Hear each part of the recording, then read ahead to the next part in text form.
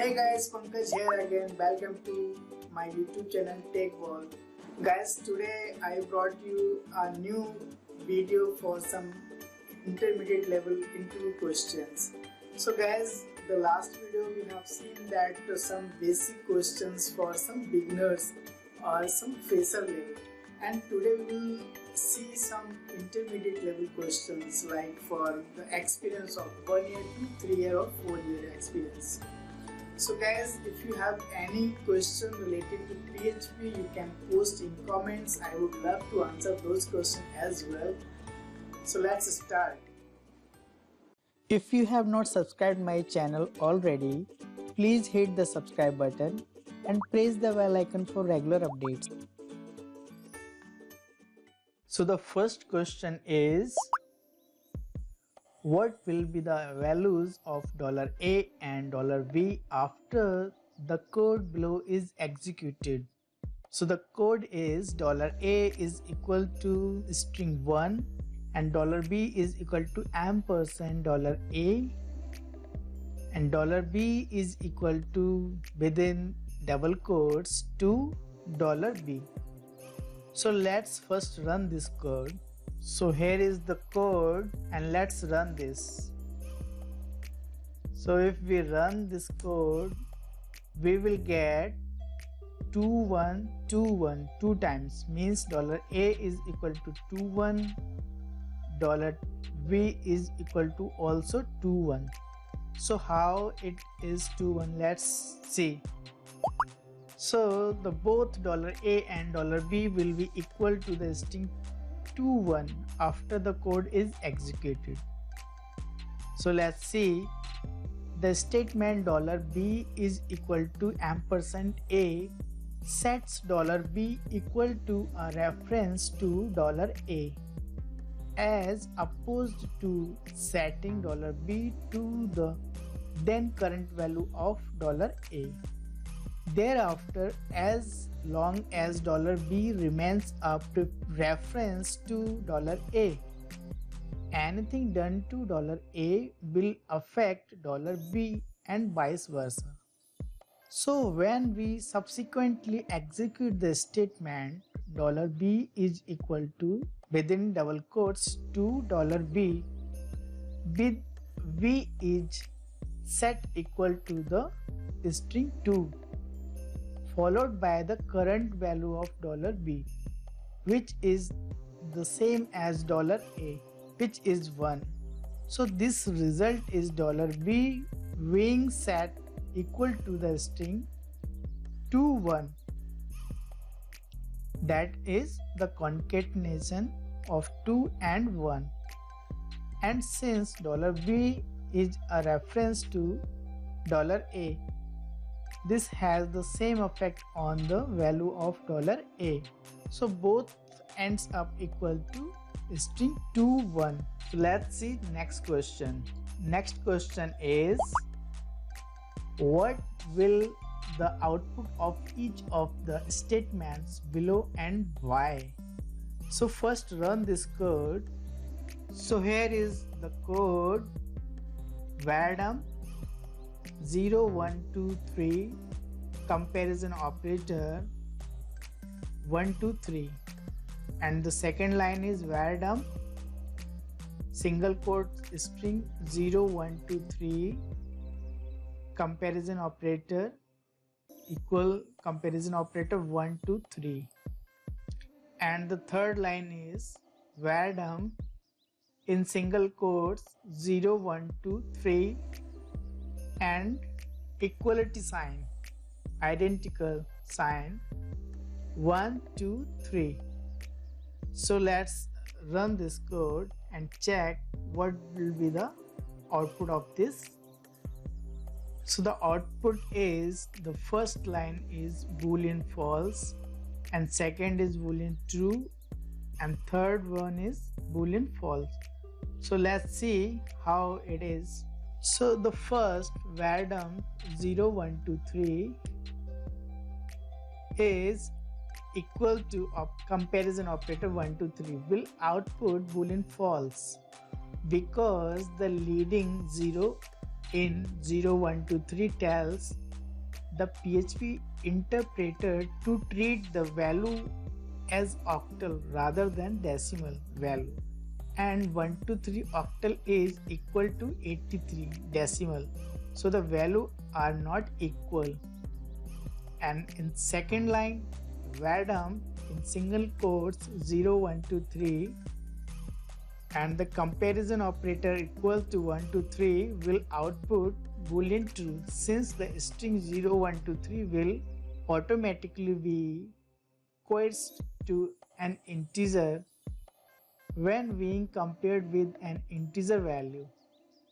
Interestingly, when this conversion is performed, the leading 0 is ignored and the value is treated as a decimal rather than octal value.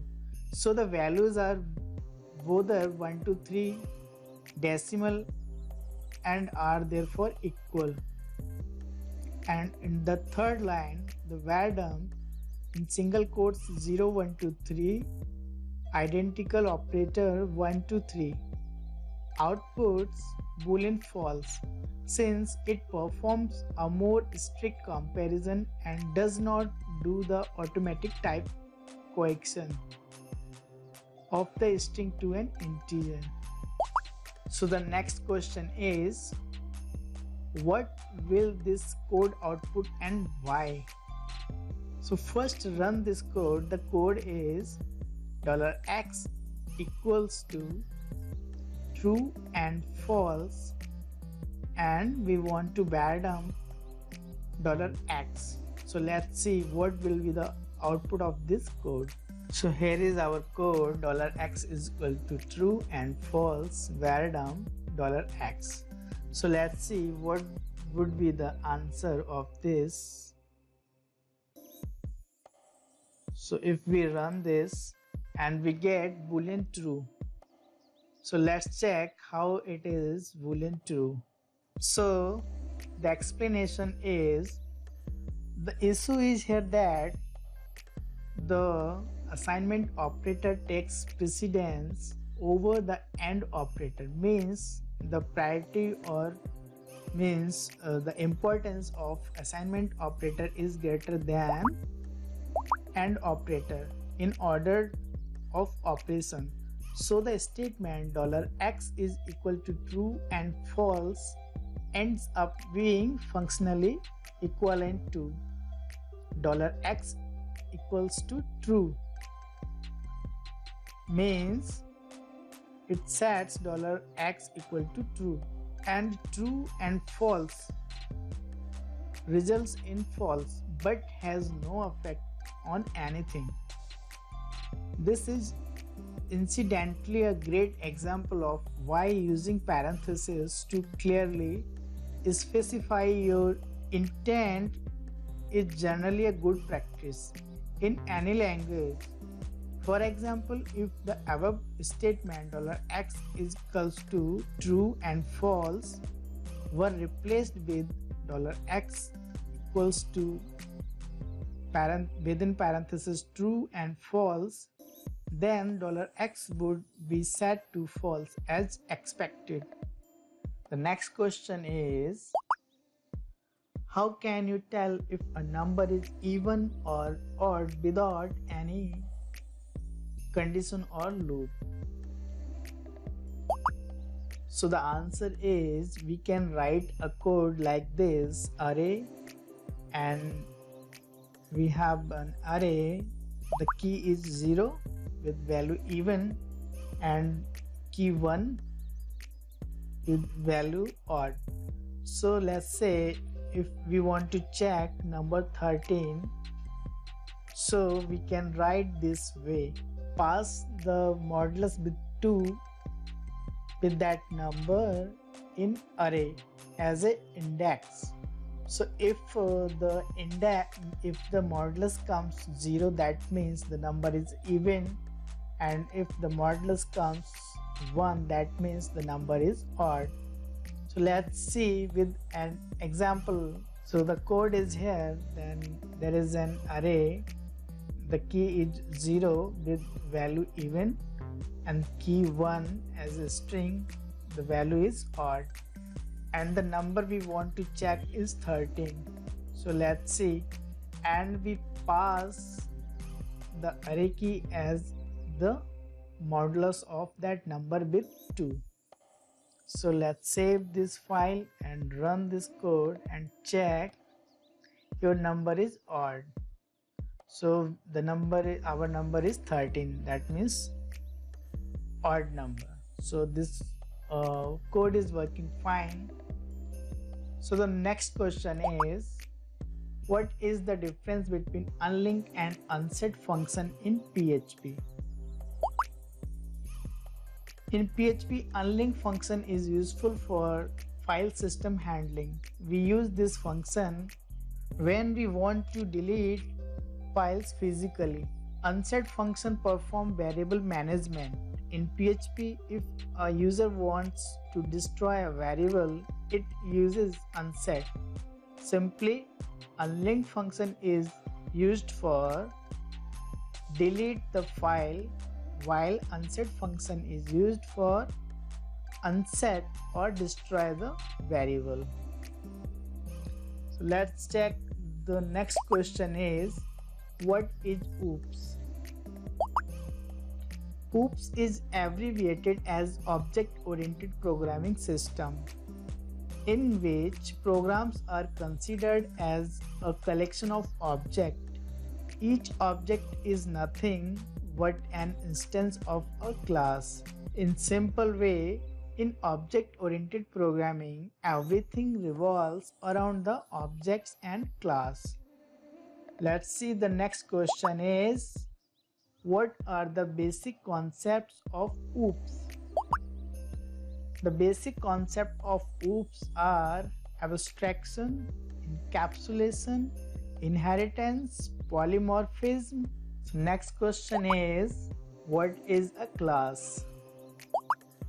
A class is a template for an object, a user-defined data type that contains variable, properties, and methods. Class represents all properties and behavior of object. So let's see with an example. So here we have a class. The class name is person, and we have properties like name, age, and here is a constructor. So we are passing the name and age with the constructor and assign the name and age with our properties. So here again we have a function or method get user details, and we are returning here. There's a string, hi, my name is, with the name is given, and I am age of given is old. So if there is, here we created an object of the class with new keyword, and we are passing name as a Pankaj and the age is 32.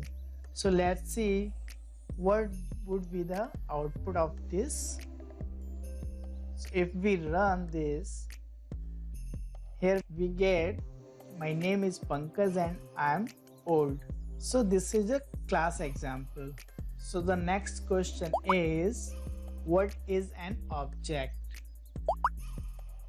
Objects are created from classes.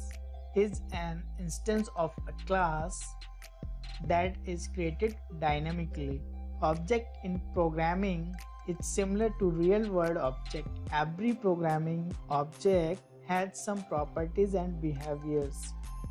You can create object of a class with the help of new keyword. So if we want to create an object of a class, we can create object like this, as we seen in the last question.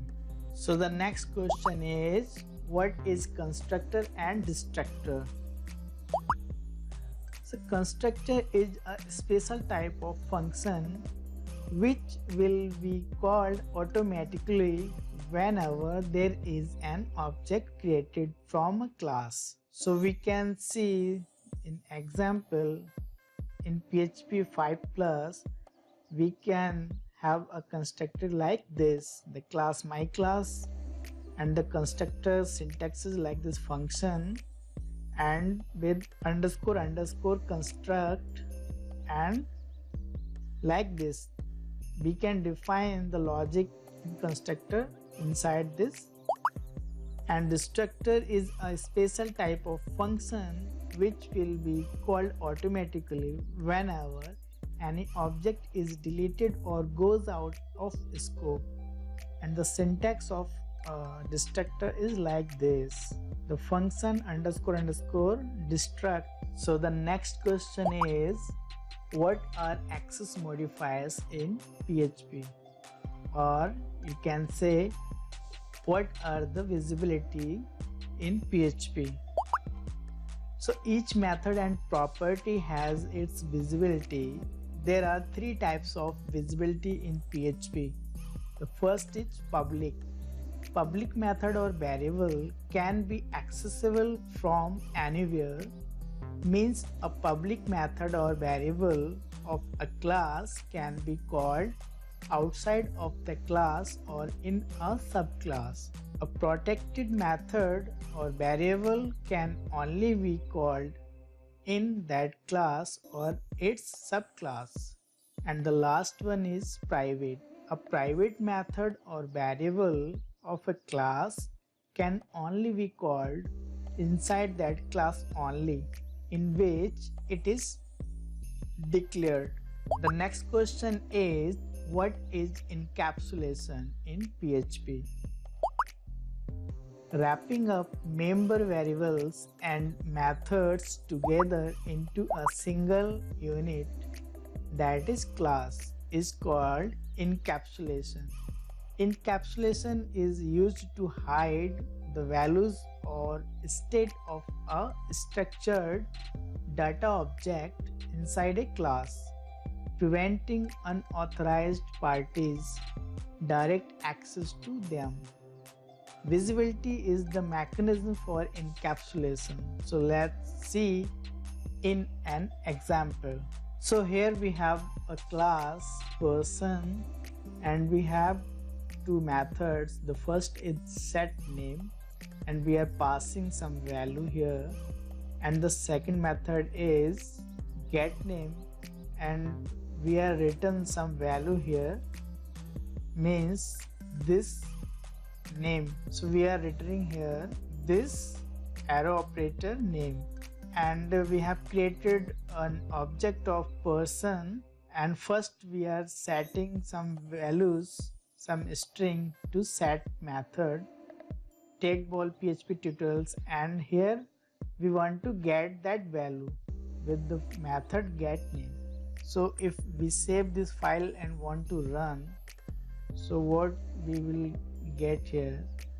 Okay, so here we are getting take ball PHP tutorials. The next question is, what is abstraction?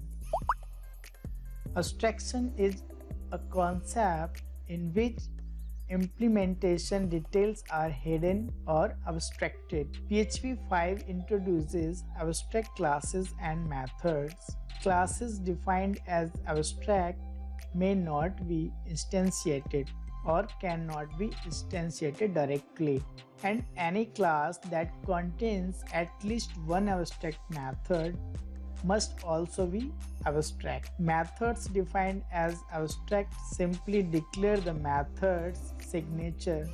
They cannot define the implementation. So here is an example of abstract class and method. So we have here an abstract class called car, and abstract classes can have properties. So we have here protected property tank volume. Abstract classes can have non-abstract method. So we have a non-abstract method set tank volume here, and we are passing volume to this function or method. Abstract method is here. Abstract method, the syntax is abstract keyword, public access modifier, then function, and calc num miles on full tank. means there is a method, abstract method, to calculate number of miles on full tank. So here we have a class Honda class which is extending the class car, means inheriting, extending the car. And since we inherited abstract method, we need to define it in the child class by adding code to the method's body. Means we have to define the abstract method in subclass. So here we are defining that method, and the same way we have a class Toyota, which is again extending the class car, and the same way the same method is again we have to define in the Toyota class also. And we have a non-abstract method again here, some get color, and we have created an object of Toyota class, and first we set the tank volume is 10, and we are calling the method calculate number of miles on full tank. So if in that case, what will be the output? Let's check. So if we run this, so we get 330 kilometers and the color is red. So in this way we can use abstract classes or methods. The next question is, what is the need of abstract class? Suppose we were modeling the behavior of animals by creating a class hierarchy that started with a base class called animal. So animals are capable of doing different things like flying, digging and walking. But there are some common operations as well, like eating and sleeping. Some common operations are performed by all animals, but in a different way as well. When an operation is performed in a different way, it is good candidate for an abstract method, means forcing subclasses to provide a custom implementation. Next question is, what is polymorphism in PHP? It is simply one thing can use in different forms. Technically, polymorphism is the ability to redefine methods for derived classes. Example, one class car can extend two classes Audi and BMW. Polymorphism describes a pattern in object-oriented programming in which classes have different functionality while sharing a common interface. The next question is, what are the types of polymorphism? Polymorphism are of two types. The first is method overloading and method overriding. So let's see with examples how method overloading and method overriding work. So here we have examples of method overriding and method overloading. So let's try to understand this. So here we have a class A with method test function, and this method returns some string value. I am inside class A, and the class B extends class A and overrides the same method test function with some different string. So the test function inside class B returns I am inside class B, and we have created object of class A, class B, and we call the method test function with different objects. So in case of first, we are getting string I am inside A, and with the second one we are getting where I am inside class B. So method, the method test function is overrides in class V. So this is method overriding. And let's see method overloading. So in PHP, method overloading is not possible directly. For that, we have to use magic method __ call. So in this way, we have written here an example of method overloading. So there is a class method test, and inside that method test we have public function magic method __ call with the argument name and arguments. So value of $name is case sensitive here, and we have echo statement here calling object method name and concatenated with implode comma arguments here. And we have a static function again, magic method __ call static. It is introduced in PHP 5.3.0. So here we have a echo statement calling static method name and concatenated with implode and passing arguments here. So we have created an instance of method test object, and we want to call run test and passing the string in object context. And second, we have called static method with the resolution operator run test in static context. So if we want to run this, so we can see here I am inside class A, I am inside class V, and after that calling object method run test in object context and calling static method in run test in object static method. So these are the example of method overriding and method overloading. So the next question is, what is the interface in PHP? Interfaces allow you to create code which specifies which methods a class must implement without having to define how these methods are implemented. An interface consists of methods that have no implementations, which means the interface methods are abstract methods. All the methods in interfaces must have public visibility scope. Interfaces are different from classes as the class can inherit from one class only, whereas the class can implement one or more interfaces. The next question is, what is the difference between abstract class and interface?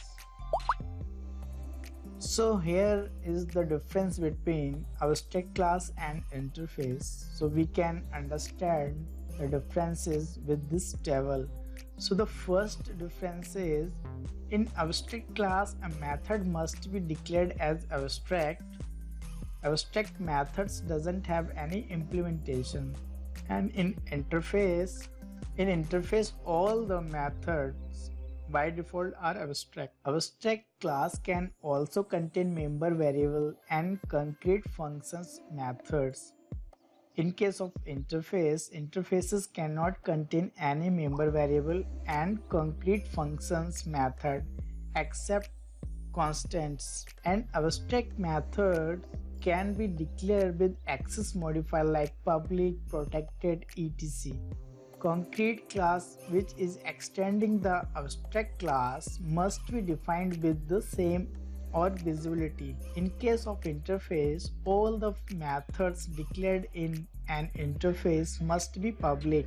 So the next, in abstract class, a class can inherit only one abstract class and multiple inheritance is not possible for abstract class. In case of interface, a class can implement many interfaces and multiple interface inherit is possible. only complete member of abstract class can be static. Members of interface cannot be static. So these were the difference between abstract class and interface. So the next question is when to use abstract class and interface in PHP. Explain with real world example. So abstract class is used when something you know means concrete methods and something which you don't know means abstract methods. If you have concrete methods and abstract methods, then we should use abstract class. And in interface is used when you don't know anything about implementation. All methods are abstract. So now let's understand it with real world example. So consider we are developing a flights booking service, displaying flights available from vendors like Air India, Indigo and British Airways, etc.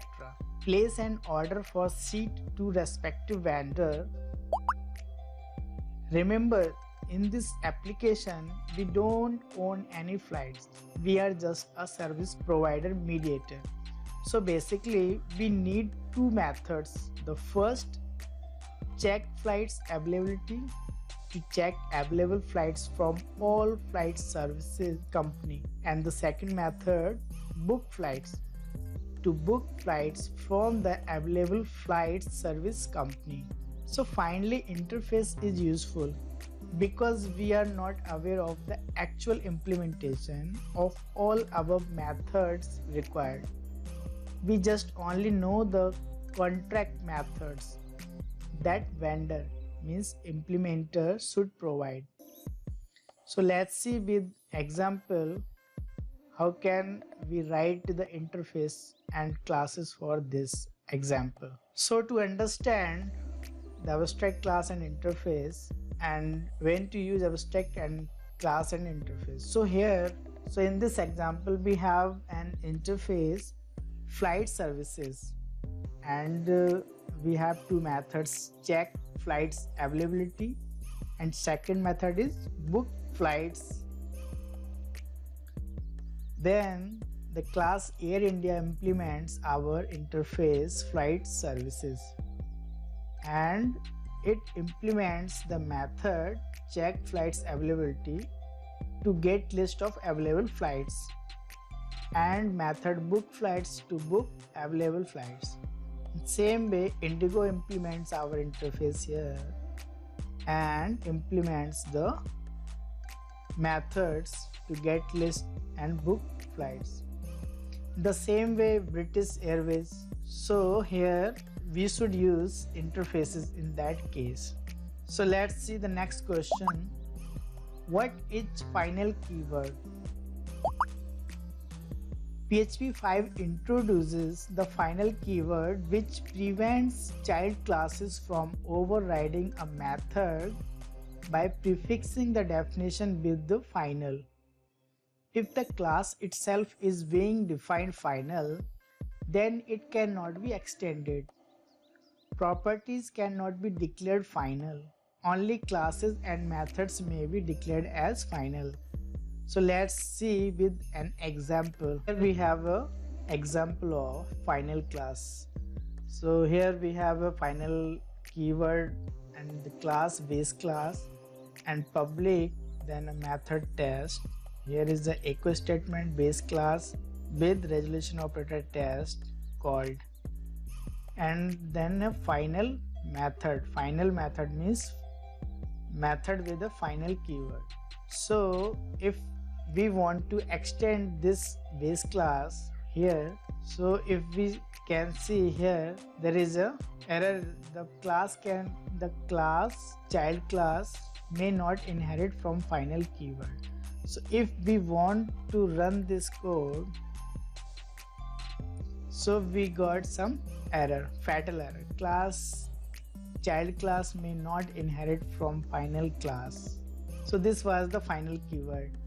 So let's see the next question. The next question is, what is static keyword and what is its use in PHP? So, declaring class member variable or methods as static makes them accessible without needing an instantiation of the class. A member declared as static cannot be accessed with an instantiated class object, though a static method can. Static methods and properties in PHP will be treated as public if no visibility is defined. Static can also be used to define static variables and for late static bindings. So the next question is, what is threads in PHP? Threads are a mechanism for code reuse in single inheritance languages such as PHP. A thread is intended to reduce some limitations of single inheritance by enabling a developer to reuse sets of methods freely in several independent classes, living in different class hierarchies. The semantics of the combination of threads and classes is defined in a way which reduces complexity and avoid the typical problem associated with multiple inheritance and mixins. A thread is similar to a class but only intended to group functionality in a fine-grained and consistent way. So we can see threads with examples. So here we have example of thread. So we have defined a thread hello and there is a method called say hello, and inside that method there is a echo statement with the string hello. Then we have a thread world with method say world and echo statement world. Then the class my hello world is defined and the class uses threads hello comma world. Then there is a method inside this class and the method is say exclamation mark, and the echo statement is string exclamation mark. So now we have created an object of this my hello world class $O. We called the method of first thread say hello, and then method from second thread worlds say world, and the last class method say exclamation mark. And now if we run this, so what will we get? So we get the string hello world, output of these three methods. So this way we can use thread for code reusability. So the next question is, what is type hinting in PHP?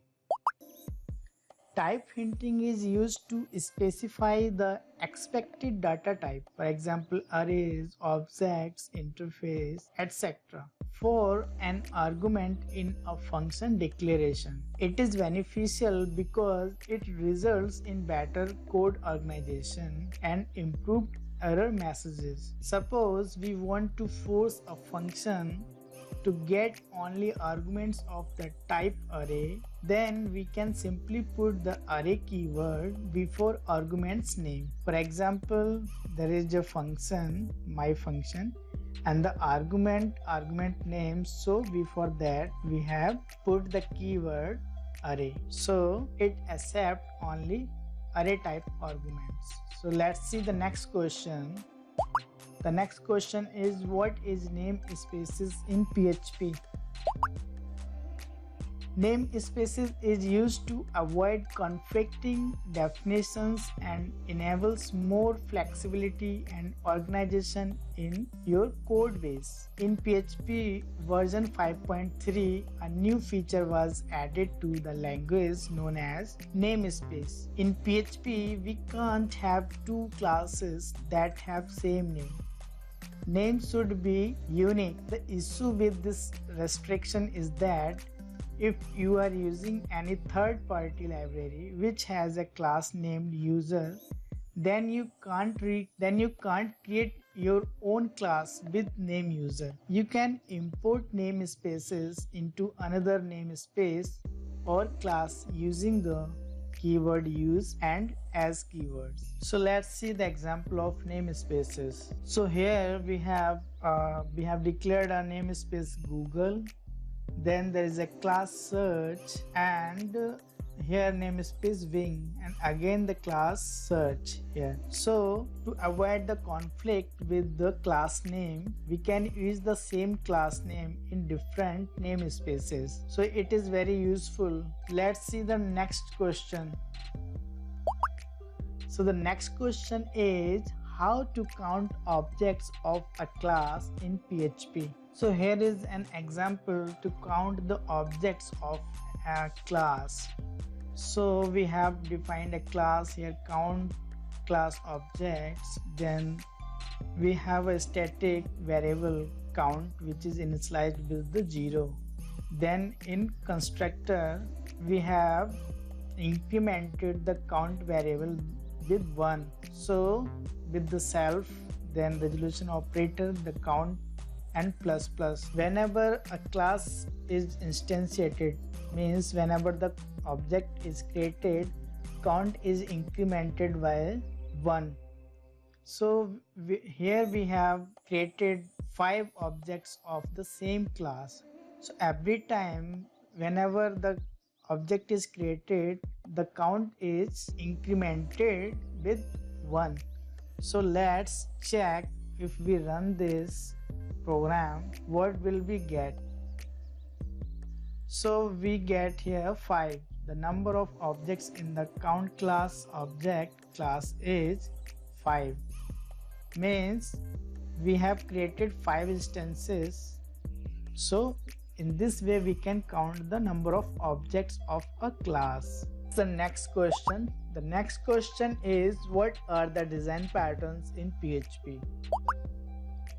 Design patterns provide a generic reusable solution to the programming problems that we encounter every day. Design patterns help to speed up the development as the templates are proven and from the developer's position. Only implementation is required. Design patterns not only make software development faster but also encapsulate big ideas in a simpler way. So in PHP there are few design patterns.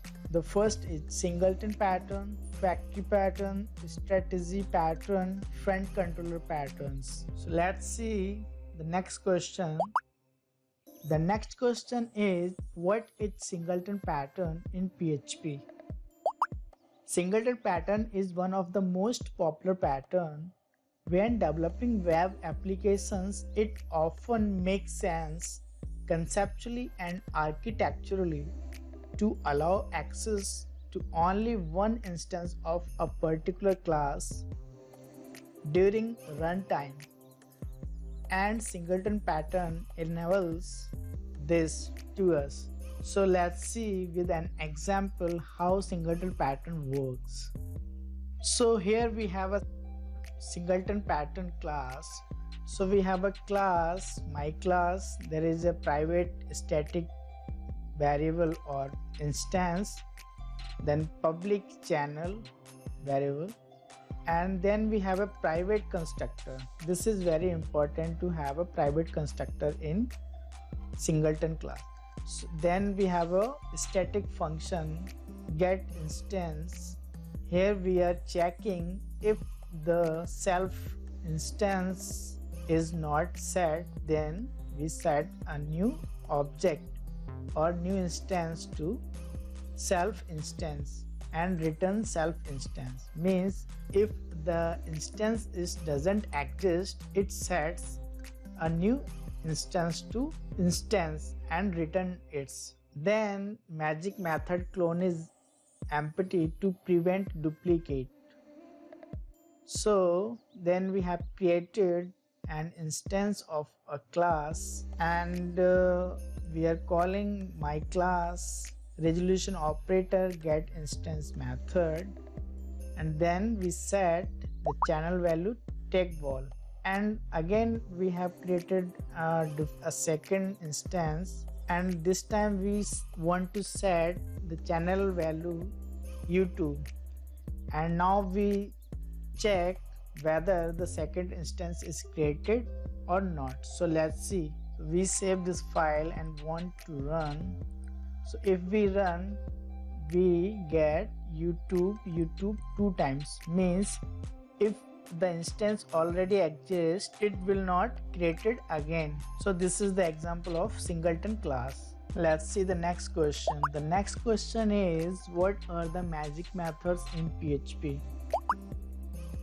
In PHP, all functions starting with double underscore names are magical methods or magic methods. Magical methods always live in a PHP class. The definition of magical method or functions are defined by the programmer itself. Here are the list of magic functions available in PHP. So the first magic method is underscore construct underscore destruct underscore call static underscore get underscore set underscore unset, etc. So let's see the next question. The next question is, what is the difference between normal method and magic method in PHP? So the normal method function can be defined anywhere in PHP file, while magic method always belongs to a class. Normal method name can be any, but magic method are predefined and always starts with underscore. For examples, normal method may be get users details, and magic methods are predefined and always starts with underscore. So these are the basic difference between normal methods and magic methods. The next question is, what is cross-site scripting (XSS) in PHP? Cross-site scripting is a type of malicious web attack in which an external script is injected into the website's code or output. The attacker can send infected code to the end user, while browser cannot identify it as a trusted script. This attack occurs mostly on the places where user has the ability to input and submit data. The attacker can access cookies, sessions, and other sensitive information about the browser. Let's look at the example of a GET request, which is sending some data through URL. So in this example, there is a URL example.com/search.php, and there is a query string search, maybe some value here, some string or something, but user is trying to pass JavaScript code here with some alert.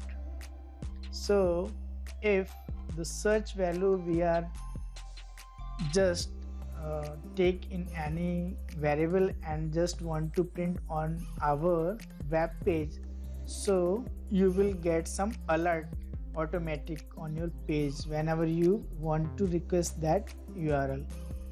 So you can figure out this attack by using HTML special characters, chars. Also by using ENT codes, you can escape single and double quotes. So to prevent this problem, you should use HTML special chars and should write this way, and then you should print that variable on your web page. Next question is, what is SQL injection attack in PHP? In SQL injection attack, the attacker tries to alter the data you are passing by queries. Suppose you are directly processing user data in SQL queries and Suddenly, an anonymous attacker secretly uses different characters to bypass it. For example, if you are using normal query, select a string from users where username and the user you are directly using from the query string. So the $username can contain altered data which can damage the database, including deleting the whole database in the blink of an eye. So what's the solution? PDO. We recommend that you always use prepared statements. PDO help you in securing SQL queries. Now you can avoid the above SQL injection possibility by using the prepare statement. So always use prepare statement for your queries to prevent SQL injection. So guys, I hope you enjoyed this video, you like it. If you feel that this video is helpful for you, just hit a like button and share with your friends, let them about this video also. And if you have not subscribed this channel already, please subscribe this channel. Thank you so much. All the best for your interview. See you in next video. Till then, bye. Take care.